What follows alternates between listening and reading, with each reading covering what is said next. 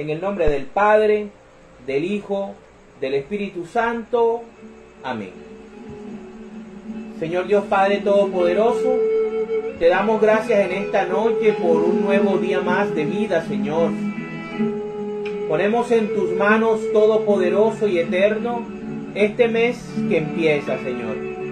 Este mes que ha comenzado, Padre Santo. Te pedimos la bendición del Espíritu Santo para que sea Él el que nos traiga tu verdad, Señor. Para que todo lo que leamos, escuchemos, prediquemos, sea la voluntad tuya, Padre Celestial. Para que el Espíritu Divino nos traiga las enseñanzas del Maestro Jesucristo, para que podamos ver con claridad tu voluntad, Señor, en tu palabra. Te pedimos perdón por todos nuestros pecados, nuestros malos pensamientos, nuestras malas palabras, nuestras mentiras, nuestras malas acciones, Señor, y nuestra falta de fe, de amor y de esperanza. Perdónanos, Señor, por nuestras peleas, discusiones y situaciones difíciles en nuestro hogar, en nuestro trabajo, Señor. Ven, Espíritu Santo, en este momento y toma control de nuestra mente, de nuestro corazón, de nuestra boca. Purifícanos, Señor. Con tu poder, hazte dueño absoluto de nuestro cuerpo, que es tu templo. Y enséñanos a amar al Padre, al Hijo y a ti, por supuesto, con todo el corazón, con toda nuestra mente, con todo nuestro ser, Señor. Gracias te damos por una Madre espiritual como la Santísima Virgen María, que siempre está intercediendo por nosotros, por sus hijos en la fe. Ven, Espíritu Santo, y santifícanos, santifica nuestra mente y permítenos predicar tu verdad. Amén, amén y amén. En el nombre del Padre, del Hijo, del Espíritu Santo. Amén. Vamos entonces a hacer la lectura del capítulo número 14 del libro del Levítico. Instrucciones para la purificación de leprosos. El Señor se dirigió a Moisés y le dijo: estas son las instrucciones para la purificación de un enfermo de lepra.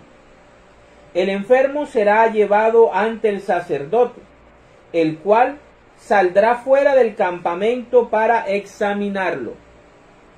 Si el sacerdote ve que la llaga leprosa del enfermo ha sanado, mandará traer para el que se purifica 2 pajarillos vivos y que sean puros, madera de cedro, tela roja e hisopo. Ordenará que se mate uno de los pajarillos sobre una olla de barro que tenga agua de manantial. Y tomará el pajarillo vivo, la madera de cedro, la tela roja y el hisopo, y mojará estas cosas y el pajarillo vivo con la sangre del pajarillo muerto sobre el agua de manantial. Luego rociará 7 veces con la sangre al que va a ser purificado de la lepra, y lo declarará puro.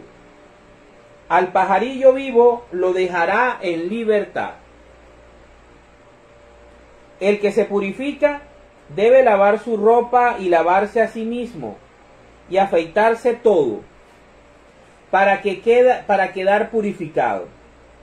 Después podrá entrar en el campamento, aunque durante 7 días se quedará viviendo al aire libre. Al 7º día se rapará completamente la cabeza, se afeitará la barba, las cejas y todo el vello. Lavará sus ropas y se lavará a sí mismo, y entonces quedará purificado. Al octavo día tomará 2 corderos sin defecto, y una cordera de 1 año y sin defecto. Además, 6,5 kilos de la mejor harina para una ofrenda de cereal amasada con aceite, y la tercera parte de 1 litro de aceite. El sacerdote que va a realizar la purificación colocará a la persona que va a ser purificada y sus cosas a la entrada de la tienda del encuentro, ante la presencia del Señor. Luego tomará uno de los corderos y lo ofrecerá junto con la tercera parte de 1 litro de aceite, como sacrificio por la culpa, celebrando el rito de presentación ante el Señor. Deberá matar el cordero en el lugar consagrado al degüello de los animales para los sacrificios por el pecado y los holocaustos. El sacrificio por la culpa será para el sacerdote, lo mismo que el sacrificio por el pecado, pues es una cosa santísima. Después tomará el sacerdote un poco de sangre del sacrificio por la culpa y se la untará al que se purifica en la parte inferior de la oreja derecha, en el pulgar de la mano derecha y en el dedo gordo del pie derecho. Tomará luego un poco de aceite y se lo echará en la palma de la mano izquierda. Mojará entonces su dedo derecho en el aceite que tiene en la mano y con el mismo dedo rociará 7 veces aceite ante el Señor. Del aceite que le quede en la mano tomará el sacerdote un poco para untárselo al que se purifica, en la parte inferior de la oreja derecha, en el pulgar de la mano derecha y en el dedo gordo del pie derecho, sobre la sangre del sacrificio por la culpa, y el resto del aceite se lo untará en la cabeza al que se purifica. Así, el sacerdote obtendrá del Señor el perdón por el pecado de esa persona. Luego presentará el sacerdote el sacrificio por el pecado, realizando así la purificación del que se encuentra impuro. Después sacrificará al animal que se va a ofrecer en holocausto, ofreciéndolo sobre el altar, junto con la ofrenda de cereales. De esta manera el sacerdote obtendrá el perdón por el pecado de esa persona y así quedará purificada. Si la persona enferma es pobre y no tiene para tanto, tomará un cordero como sacrificio por la culpa y lo presentará como ofrenda especial para obtener el perdón de sus pecados, con un poco más de 2 kilos de la mejor harina amasada con aceite, como ofrenda de cereales, y la tercera parte de 1 litro de aceite, y 2 tórtolas, o 2 pichones de paloma, según sus posibilidades, uno como sacrificio por el pecado y el otro como holocausto. Al octavo día llevará todo esto al sacerdote para su purificación. Lo entregará en presencia del Señor a la entrada de la tienda del encuentro. El sacerdote tomará el cordero del sacrificio por la culpa y la tercera parte de 1 litro de aceite y los presentará ante el Señor como ofrenda especial. Degollará el cordero del sacrificio por la culpa y tomando un poco de la sangre del cordero se la untará al que se purifica en la parte inferior de la oreja derecha, en el pulgar de la mano derecha y en el dedo gordo del pie derecho. Luego se echará un poco de aceite en la palma de la mano izquierda y con el dedo derecho rociará 7 veces ante el Señor parte del aceite que tiene en la mano. También le untará al que se purifica un poco de aceite en la parte inferior de la oreja derecha, en el pulgar de la mano derecha y en el dedo gordo del pie derecho. Es decir, es el mismo lugar en que le puso la sangre del sacrificio por la culpa. El resto del aceite lo untará el sacerdote en la cabeza del que se purifica, para que éste obtenga así del Señor el perdón de su pecado. Luego ofrecerá el sacerdote una de las tórtolas o uno de los pichones de paloma, según lo que haya podido ofrecer el que se purifica. Una de las aves será como sacrificio por el pecado, y la otra como holocausto, además de la ofrenda de cereales,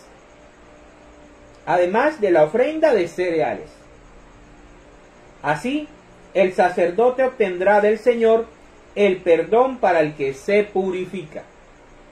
Estas son las instrucciones para los enfermos con llagas de lepra, que no puedan dar una ofrenda mayor por su purificación. Instrucciones para la purificación de casas con manchas de lepra. El Señor se dirigió a Moisés y a Aarón y les dijo: cuando ustedes estén ya en la tierra de Canaán, la cual les entrego en propiedad, y yo envíe una plaga de lepra sobre alguna casa de su país, el dueño de la casa irá a ver al sacerdote y le dirá: me parece que hay una plaga en mi casa. El sacerdote, antes de entrar en la casa, ordenará que la desocupen, para que no se vuelva impuro todo lo que hay en ella. Después entrará a examinar la plaga. Si al examinar la plaga nota el sacerdote que las paredes de la casa presentan manchas profundas de color verdoso o rojizo, las cuales se hunden en la pared, saldrá de la casa y ordenará mantenerla cerrada durante 7 días. Al 7º día volverá el sacerdote a examinarla, y si la plaga se ha extendido por las paredes de la casa, dará órdenes de que se quiten las piedras que tengan esa mancha y se arrojen en un lugar impuro fuera de la ciudad. Dará órdenes también de que se raspe todo el interior de la casa y de que el polvo raspado se arroje a un lugar impuro fuera de la ciudad.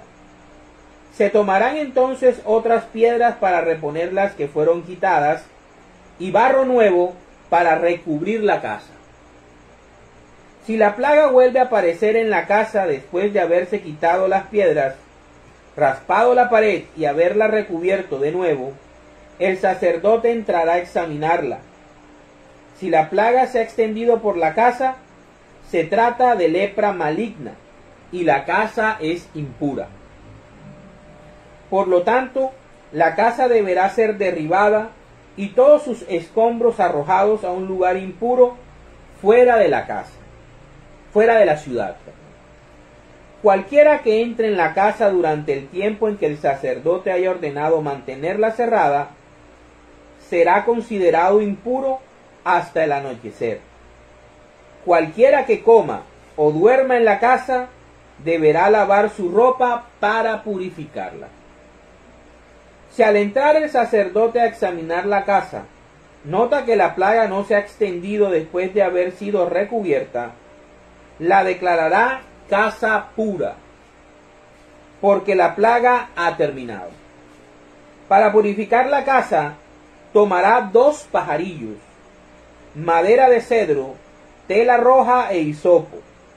Matará uno de los pajarillos sobre una olla de barro con agua de manantial.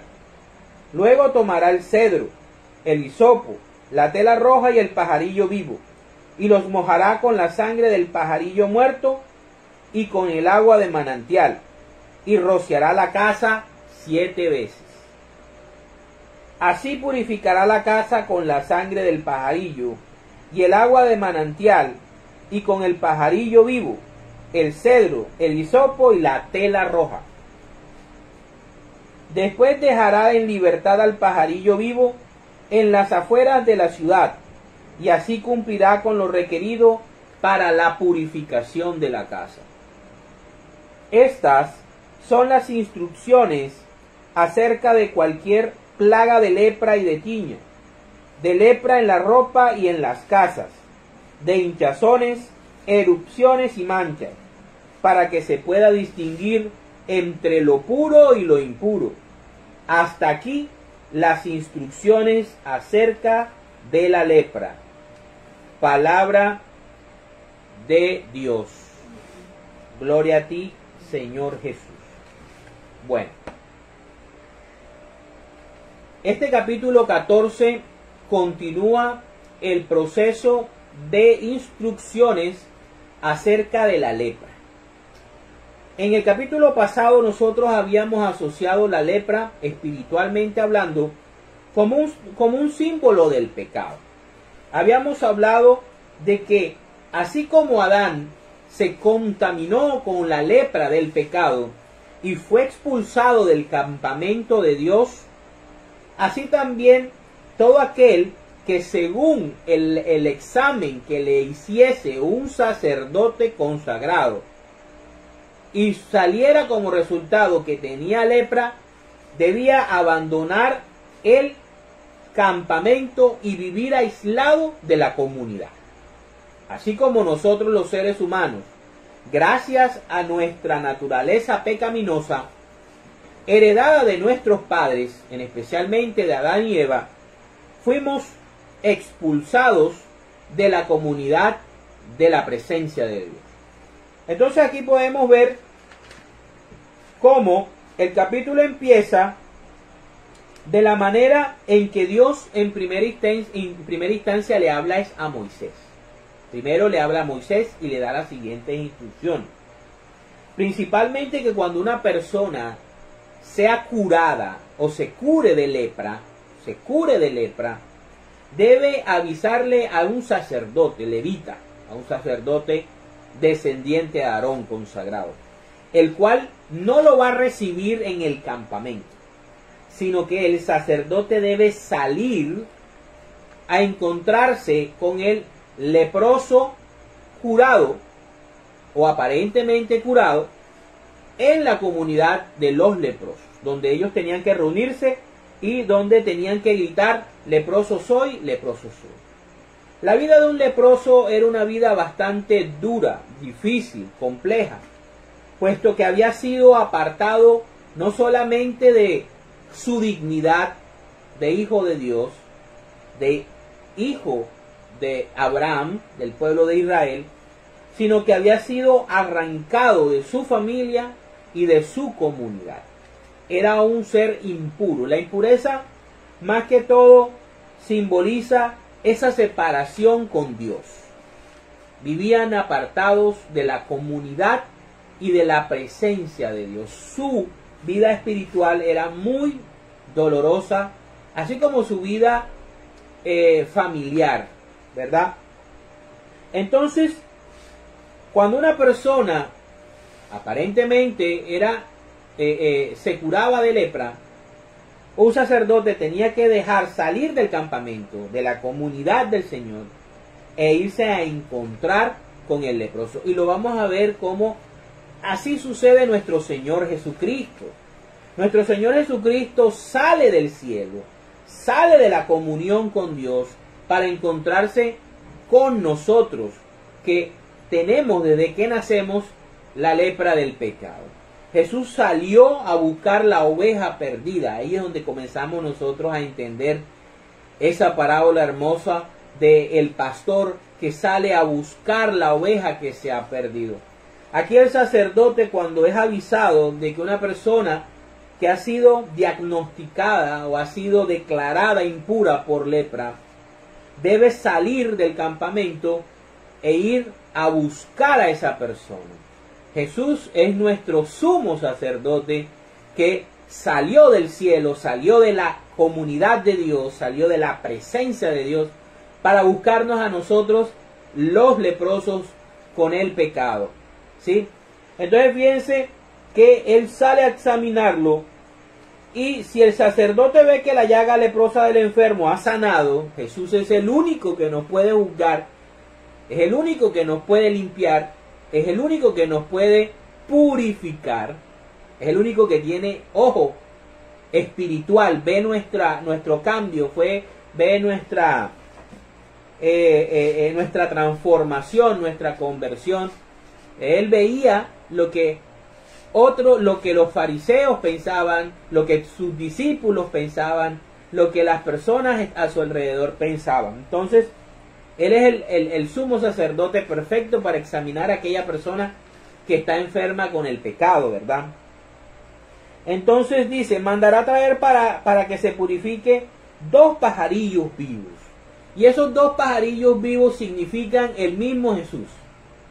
Jesús que es inmolado, que es sacrificado, es el pajarillo que se mata, el cual se derrama su sangre sobre una vasija de barro. La vasija de barro representa la tierra, la raza humana, el cuerpo humano. Y los pajarillos representan esos seres que vienen del aire, que vienen del cielo. Los pájaros vuelan. Entonces, aquí se está representando la doble naturaleza de Jesús. La naturaleza humana que va a ser entregada, ¿verdad? Y va a mezclar su sangre con la fuerza del Espíritu Santo. ¿Y por qué la fuerza del Espíritu Santo? Porque el pajarillo, ¿verdad?, va a ser sacrificado sobre una olla de barro que tenga agua de manantial o agua viva, como dice el verbo en el idioma original, agua viva, agua que corre, agua de río, de riachuelo, ¿verdad? No es un agua estancada, no es un agua muerta, es un agua que tiene vida. Y recordemos muy bien que el Espíritu Santo, uno de los símbolos en la Biblia del Espíritu Santo es los ríos de agua viva. Entonces, aquí podemos ver cómo este sacrificio es lo suficientemente simbólico, fuerte, poderoso para purificar a una persona que está con lepra, para purificarla de su lepra. Y la lepra, recordemos que es el pecado. Entonces, aquí podemos ver cómo dice que los 2 pajarillos sean puros. Jesús era puro. Jesús, aunque estuvo en nuestra naturaleza, no compartió con nosotros la impureza del pecado. Él era puro, ¿ya? Madera de cedro. El cedro se utilizaba porque es una madera resistente a la putrefacción y a las enfermedades. Y además representa la cruz del Calvario. Representa a la cruz del Calvario. La tela roja representa a ese manto rojo que Jesús le pusieron por burlarse de él y decir que él era el rey de los judíos. ¿Recuerdan? Bueno, la tela roja representa eso. Y el hisopo fue donde le dieron a Jesús el vinagre o la sidra para que pudiera beber cuando dijo una de las palabras, tengo sed. Entonces fíjense cómo simbólicamente el sacrificio de purificación que hace nuestro Señor Jesucristo está aquí plasmado bellamente. Él representado en las dos aves, que una va a ser sacrificada y su sangre va a ser mezclada con agua viva en una vasija de barro en el cuerpo humano. Y representa también la madera de la cruz, la tela roja de su capa como rey de los judíos y el hisopo que le dan cuando él pide agua porque tiene sed, ¿sí? Además tenemos a Jesús como ese sacerdote que sale del campamento, que va en busca de ese buen pastor, que va en busca de las ovejas perdidas para sanarlas, para purificarlas y para entregar su vida por rescate de ellos. Entonces eso es lo que significa este rito. Dice, Y tomará el pajarillo vivo, la madera de cedro, la tela roja y el hisopo, y mojará estas cosas y el pajarillo vivo con la sangre del pajarillo muerto. Recordemos que Jesús resucitado, ¿verdad?, lleva consigo las marcas de su sacrificio. ¿Sí? O sea, Jesús es ese pajarillo vivo que ha sido marcado con el sacrificio, pero que debe volver al cielo. Debe ser liberado ya de ese compromiso, de esa misión, porque ya la cumplió y debe volver otra vez al cielo, pero llevando en su cuerpo el sacrificio que hizo con nuestra naturaleza humana, teniendo nuestra naturaleza humana. Entonces fíjense que luego rociará 7 veces con la sangre al que va a ser purificado de la lepra. Jesús nos purifica y nos santifica a través del sacramento del bautismo. Es como si nos lavara y nos echara la sangre. Fíjense lo hermoso. Fíjense lo teológicamente hermoso. Y aquí vemos el sacramento del bautismo. Otra figura más del sacramento del bautismo. ¿Por qué el sacramento del bautismo lo vemos aquí? Porque aquí hay una persona que tiene la lepra. La lepra representa el pecado, ¿verdad? Así como los niños recién nacidos nacen con la lepra del pecado. Pero este sacrificio o este rito hecho por el sumo sacerdote Jesucristo, representado en el ministro consagrado, que es otro Cristo en ese momento, cuando tiene toda la imposición sacerdotal, va a rociar al niño con agua viva, que representa al Espíritu Santo. Pero también va a rociar 7 veces, o sea, de manera perfecta, con la sangre de el cordero, que lo va a purificar y lo va a restaurar y le va a quitar la lepra del pecado. Fíjense cómo aquí está, este rito representa al sacramento del bautismo. Esto es un bautismo. ¿Qué hace un leproso cuando es declarado puro o sano? Va a restaurarse, va a entrar nuevamente a la comunión con Dios. Así como nosotros, una vez que nacemos y siendo bautizados de infantes, somos restaurados a la comunidad de Dios. Somos injertados en el pueblo de Dios. Somos hechos hijos de Dios. Todo eso pasa en el bautismo. Y fíjense que también está pasando aquí. Y lo declarará puro. Cuando nosotros bautizamos un niño, espiritual y teológicamente el niño es puro. Al pajarillo vivo lo dejará en libertad, volverá al cielo, así como Jesús ascendió nuevamente a los cielos, pero llevando las marcas de su sacrificio. El que se purifica debe lavar su ropa y lavarse a sí mismo y afeitarse todo para quedar purificado. Listo. Entonces, después podrá entrar en el campamento.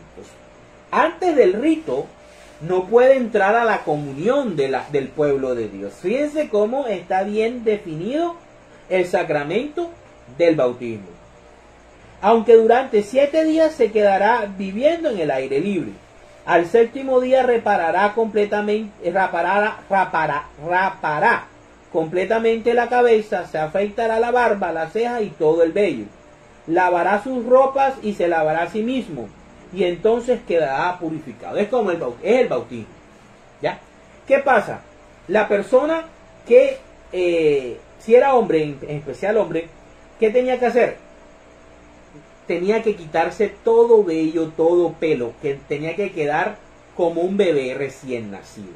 Porque era la figura de nacer de nuevo. Un leproso que había sido sanado y declarado puro, nacía de nuevo. ¿Y qué es el bautismo? El bautismo es nacer de nuevo en espíritu y agua, en agua y espíritu, ¿verdad? Entonces ahí comienza el proceso. Primero está por fuera del campamento, en el campamento de los leprosos. en el campamento de los pecadores. Luego el sacerdote va y lo busca. Y una vez que lo declara puro, le hace el rito del bautismo. El rito con los dos pájaros, el hisopo, la madera, el cedro, ¿verdad? Y todas estas cosas que vimos ahorita. Luego puede entrar a la comunidad y debe quedar 7 días en su casa, para que todo el mundo lo vea y se dé cuenta de que sí está realmente purificado y que ya la lepra desapareció. Y por último va a ir a presentarse delante del altar. Ya va a entrar a hacer comunión total con Dios al ofrecer sacrificio. Sacrificio por la culpa, sacrificio por el pecado, o un sacrificio de holocausto, presentación de cereales, ¿verdad? Y lo más hermoso es que después de todo esto, la persona que se está purificando ya más profundamente, espiritualmente, el sacerdote, haciendo todos los ritos, le coloca sangre del sacrificio, del mismo sacrificio del cordero, en la oreja para que escuche la palabra de Dios, esté atento a oír. La coloca en el dedo pulgar de la mano derecha para que todo lo que haga sea para gloria de Dios. Y le pone también sangre en el dedo derecho, del dedo gordo del pie derecho, para que siempre todos sus pasos sigan el camino del Señor. O sea que la persona ahora es consagrada a Dios, es unida a Dios. Todo eso ocurre en el bautismo. Por eso es importante bautizar a nuestros niños desde temprano, para que todo ese proceso espiritual y teológico le ocurra al niño. Y fíjense cómo la persona ya es consagrada a Dios. Pasa de ser una persona aislada, de ser una persona impura, de ser una persona apartada de Dios, de su familia, de la comunidad, a ser una persona consagrada a Dios y comprometida con Dios. Entonces, esto es lo que pasa en este capítulo 14, un capítulo muy hermoso, que además nos muestra cómo, si no se tenía para los corderos, se podía traer pichones o tórtolas, pero Dios quería que todo su pueblo, sin excepción, pudiese retornar a la comunión con Él.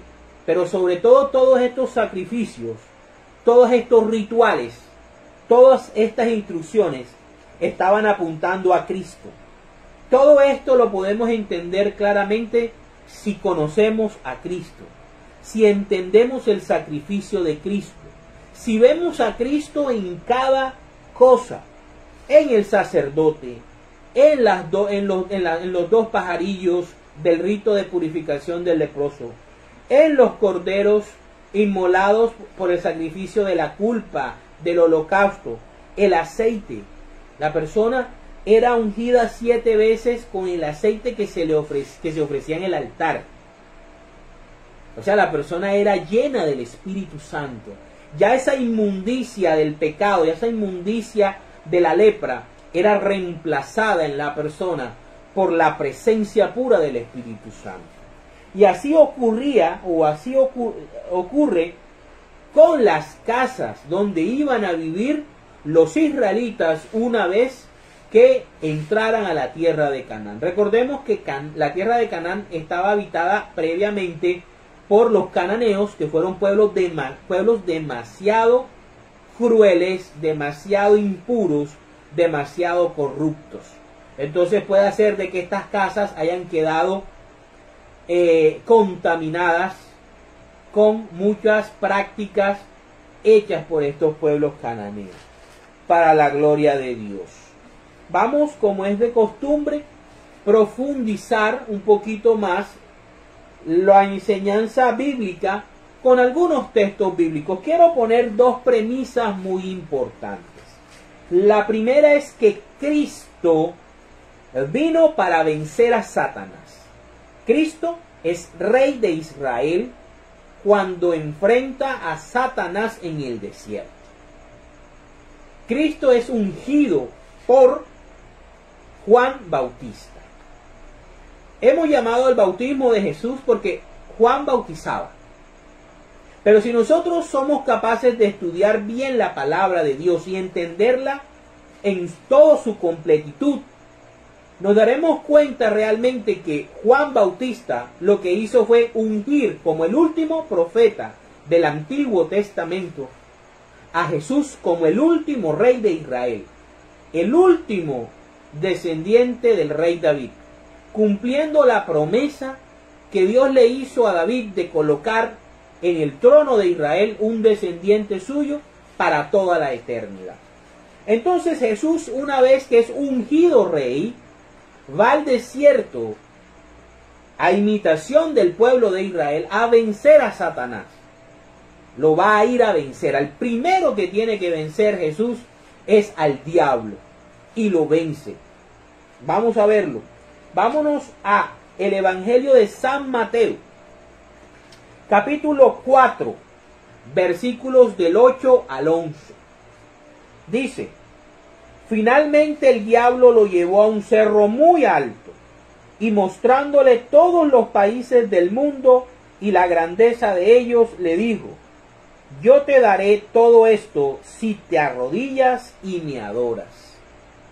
Jesús le contestó: vete, Satanás, porque la Escritura dice: adora al Señor tu Dios y sírvele solo a Él.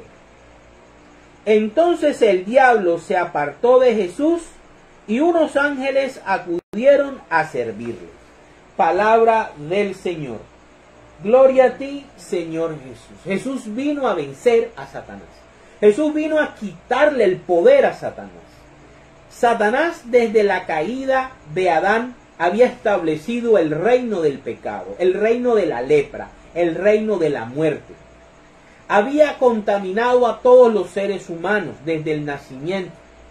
Había esclavizado a imperios, reinos, ciudades, pueblos enteros, a tal punto de que ya habían muchas posesiones demoníacas. El cuerpo, como lo vamos a ver ahora, había sido dominado y había sido controlado por las fuerzas de Satanás. Y Jesús viene a romper cadenas, viene a destruir el mal.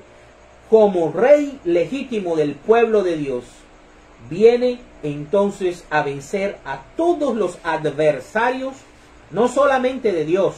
Aquí lo vence como representante de Dios. Solo a Dios adorarás, solo a Dios servirás. Ahí le está poniendo ya el tate quieto a Satanás. El primero que hay que vencer es a la cabeza. Y Jesús va a la cabeza primero y la derrota. Lo deja sin fuerzas. Ya no puede enfrentarse a Jesús. Ya delante de Jesús, Satanás y todas sus fuerzas tienen que retroceder. Pero vamos a ver cómo el capítulo 14 nos habla acerca del cuerpo y de las casas. La casa, ¿qué es la casa? Vamos a verlo en Primera de Corintios, capítulo 6, versículos del 12 al 20. Dice: la libertad no es para que pequemos. Se dice: yo soy libre de hacer lo que quiera. Es cierto, pero no todo conviene. Sí, yo soy libre de hacer lo que quiera, pero no debo dejar que nada me domine.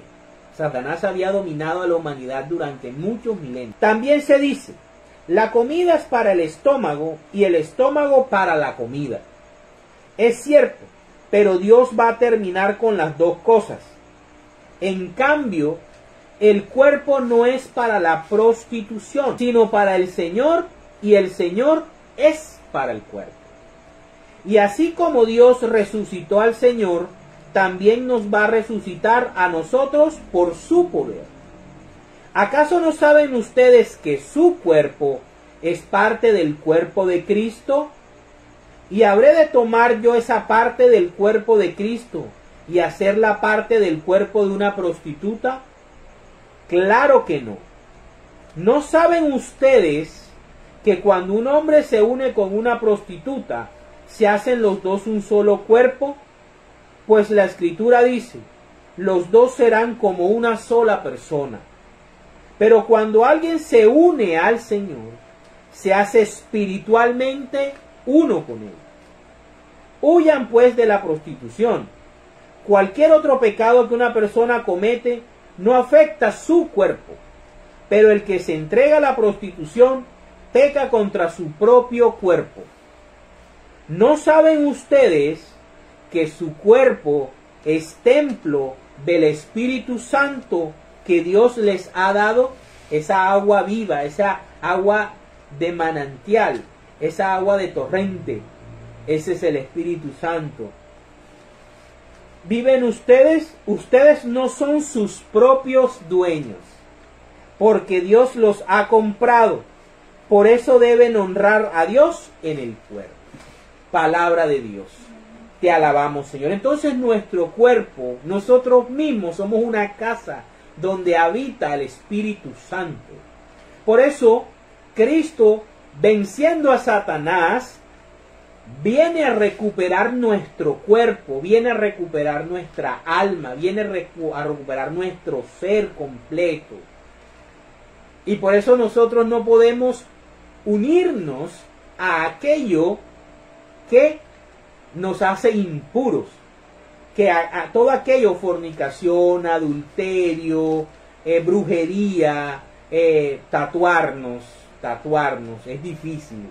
Y sé que mucha gente me va a criticar por eso, pero hacernos daños en el cuerpo, hacernos daño en el cuerpo, es un pecado contra el Espíritu Santo, porque Él habita en nosotros, porque Cristo lo ha depositado ahí el día del bautismo, porque Cristo lo fortalece y lo alimenta con cada Eucaristía, porque Cristo purifica esta casa, la limpia con cada confesión, porque Cristo fortalece y llena plenitud con el sacramento de la confirmación, porque Cristo unifica dos casas en una sola con el sacramento del matrimonio.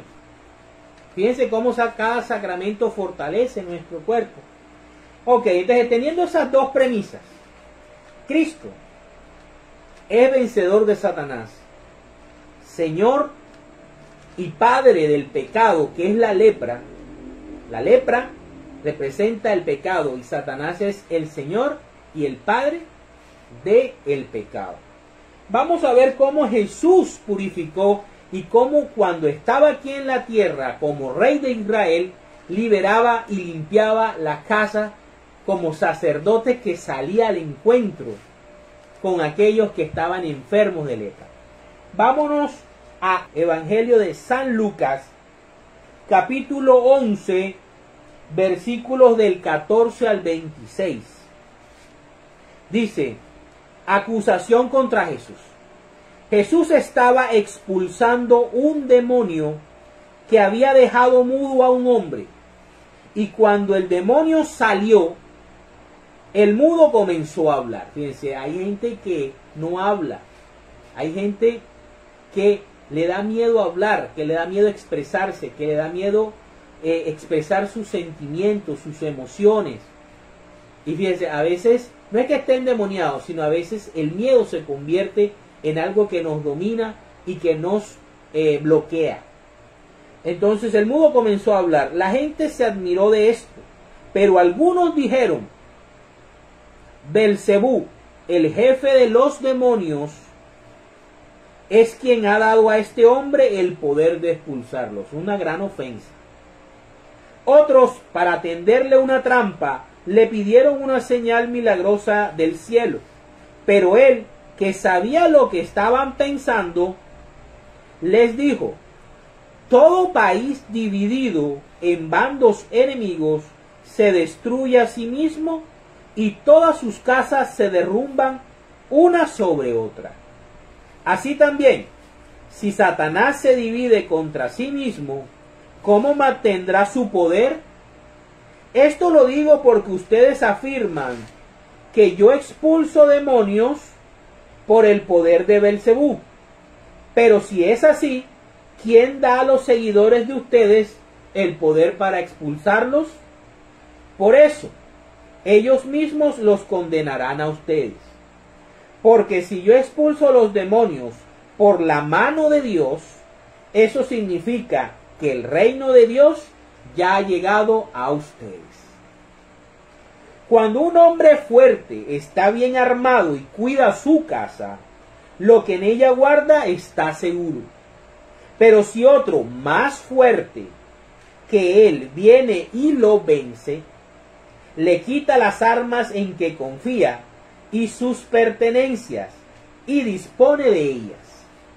El que no está a mi favor está en contra mía, y el que conmigo no recoge, despamar. Bueno, palabra del Señor. Gloria a ti, Señor Jesús. Aquí podemos ver cómo Jesús claramente nos dice la fórmula de cómo Él o por qué Él sacaba y expulsaba demonios. Porque Él había vencido al más poderoso de todos. Porque Él ya había vencido en el desierto al rey de ellos. Porque Él era ese hombre más fuerte que había entrado a la casa del hombre que cuidaba el cuerpo, ¿verdad? Recordemos que la casa en este contexto bíblico representa el cuerpo. Jesús ya había vencido al dueño de la casa, que era Satanás. Lo sometió, lo venció y recuperó la dignidad y la libertad del endemoniado. Vámonos ahora a Mateo capítulo 8, versículos del 28 al 34. Los endemoniados de Gadara. Cuando Jesús llegó al otro lado del lago, a la tierra de Gadara, dos endemoniados, salieron de entre las tumbas y se acercaron a él. Eran tan feroces que nadie podía pasar por aquel camino. Fíjense, eran tan fuertes. Y se pusieron a gritar: no te metas con nosotros, Hijo de Dios. ¿Viniste acá para atormentarnos antes de tiempo? O sea que Cristo va a atormentarlos al final de los tiempos. Y ellos lo saben. A cierta distancia de allí había muchos cerdos comiendo. Y los demonios le rogaron a Jesús. Eran feroces, tan feroces que nadie podía pasar por el lugar. Pero cuando vieron a Jesús, lo reconocieron como el Hijo de Dios. Le reconocieron su autoridad sobre ellos. Vienes a atormentarnos antes de tiempo. Y reconocieron su potencia, que se arrodillaron. Los demonios se arrodillaron a Jesús. Reconocieron al Rey. Y le rogaron que a Jesús: si nos expulsas, déjanos entrar a esos cerdos. Jesús les dijo con su palabra, sin mover un dedo, solamente con su voz, dio la orden: vayan.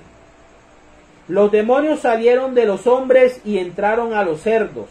Y al momento todos los cerdos echaron a correr pendiente abajo hasta el lago, y allí se ahogaron. Los que cuidaban de los cerdos salieron huyendo, y al llegar al pueblo comenzaron a contar lo sucedido, todo lo que había pasado con los endemoniados. Ya los veían limpios, ¿verdad?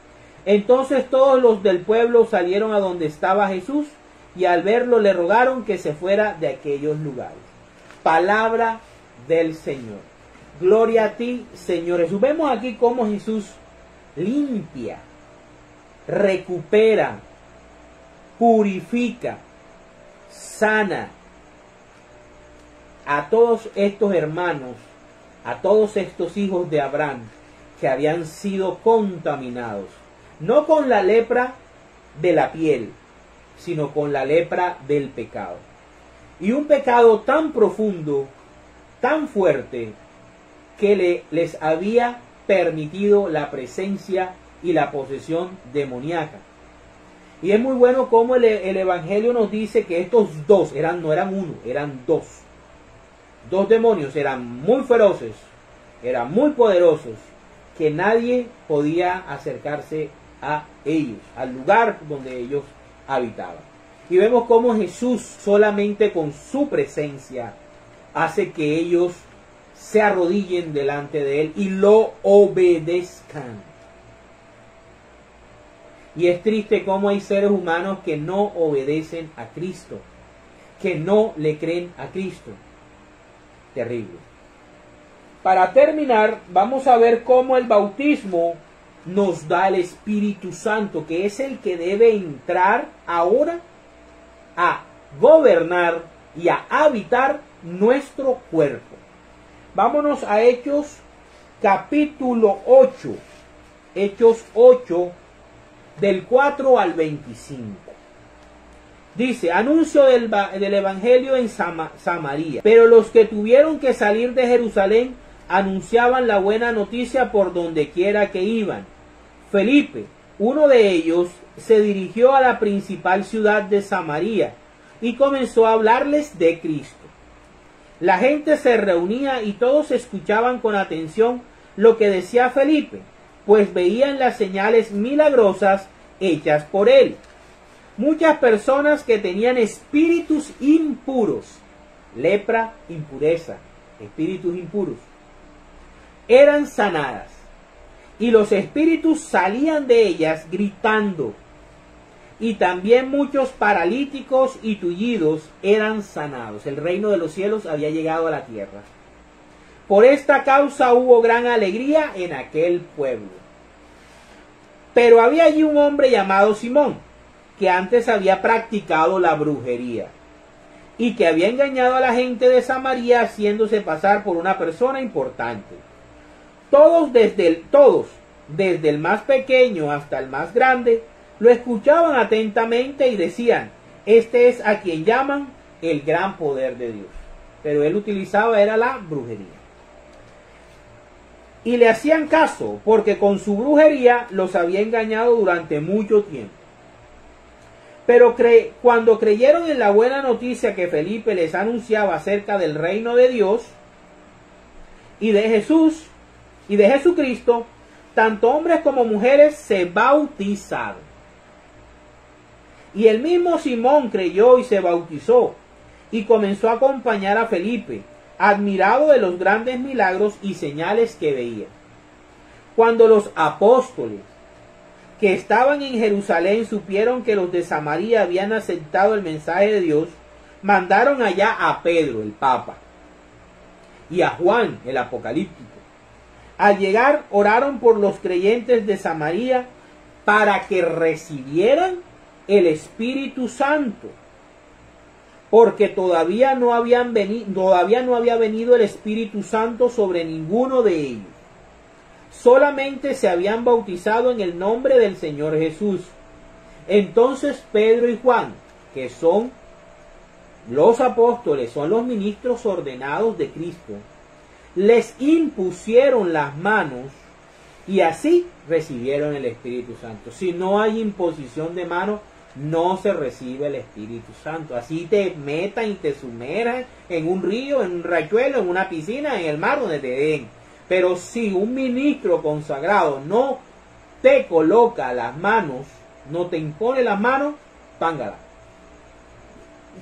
Simón, al ver que el Espíritu Santo venía cuando los apóstoles imponían las manos a la gente, les ofreció dinero y les dijo, denme también a mí ese poder para que aquel a quien yo le imponga las manos reciba igualmente el Espíritu Santo.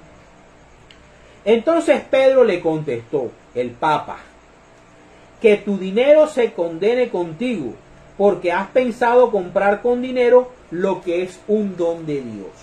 Y aquí atacamos directamente a las doctrinas de la prosperidad, a todos esos pastores y pastoras que venden la idea engañosa de que para recibir la gracia de Dios y la bendición de Dios tienes que pagar el diezmo y tienes que darles una vida sabrosa a ellos para que tú puedas recibir bendición de Dios. Todos esos pastorcetes son unos engañadores.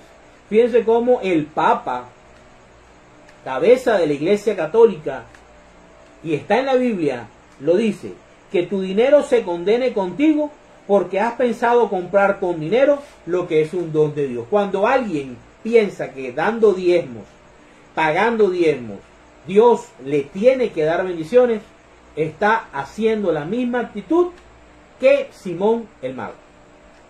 Mucho cuidado con eso. Tú no tienes ningún derecho a recibirlo, porque delante de Dios tu corazón no es recto. Abandona esta maldad tuya y ruega a Dios para ver si te perdona el haber pensado así, porque veo que estás lleno de amargura y que la maldad te tiene preso. Simón contestó: oren ustedes al Señor por mí, para que no me pase nada de esto que me han dicho. Después de dar testimonio y de comunicar la palabra del Señor, los apóstoles anunciaron la buena noticia en muchas de las aldeas de Samaria y regresaron a Jerusalén. Palabra de Dios. Te alabamos, Señor. Y vemos aquí cómo entonces el Señor Jesucristo es nuestro sacerdote que sale al encuentro a limpiar y a purificar, a limpiarnos y purificarnos de la lepra del pecado. Es aquel representado en esos dos pajarillos que derrama su sangre y la junta con la fuerza del Espíritu Santo para que perfectamente nosotros seamos purificados, limpiados de la lepra del pecado en el sacramento del bautismo cuando somos niños, cuando somos infantes. Y es nuestro defensor de este cuerpo. Por eso el Espíritu Santo es el Paráclito. ¿Qué eran los Paráclitos? Los Paráclitos eran los guerreros más poderosos y más fuertes que custodiaban la puerta de acceso al cuarto del rey. Y adivinen cuál es el cuarto del rey. Nuestro cuerpo, nuestra alma, nuestro ser. Entonces, pidamos mucho al Espíritu Santo para que Él habite en nuestro cuerpo, en nuestro corazón, y que nos purifique plenamente de la lepra del pecado, para la gloria de Dios. En el nombre del Padre, del Hijo, del Espíritu Santo. Amén.